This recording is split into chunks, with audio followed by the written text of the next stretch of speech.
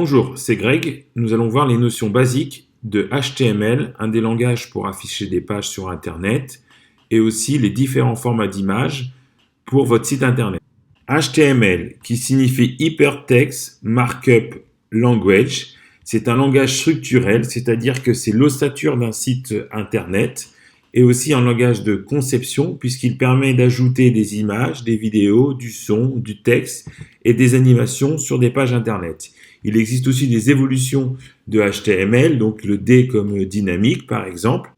Mais le plus important, c'est de comprendre HTML, pas nécessairement de savoir le coder, puisque si vous n'aimez pas le code, il y a ce qu'on appelle le What you see is what you get, qui sont des logiciels qui vous permettent de créer des pages sans toucher nécessairement au code.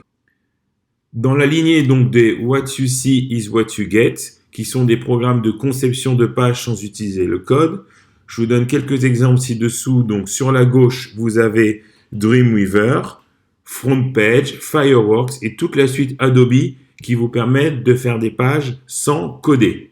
Ce que nous allons voir maintenant, c'est la structure d'une page HTML. L'un des premiers points, c'est de regarder donc cette partie en verte, donc HTML. Donc c'est ce qu'on appelle une balise. Et la règle, c'est on ouvre une balise et on ferme une balise. Pour fermer une balise, il suffit de rajouter le slash devant la balise.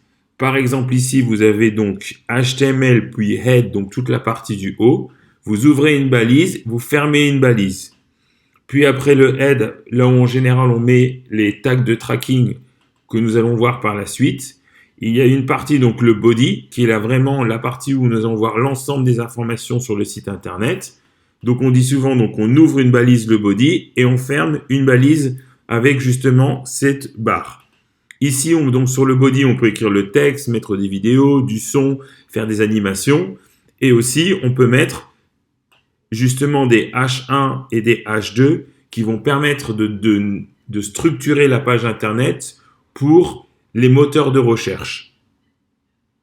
Et enfin, les différents formats d'images, GIF qui signifie Graphic Interchange Format, les JPEG, les PNG et les Flash, sachant que les deux formats les plus utilisés sur Internet sont le JPEG et le PNG.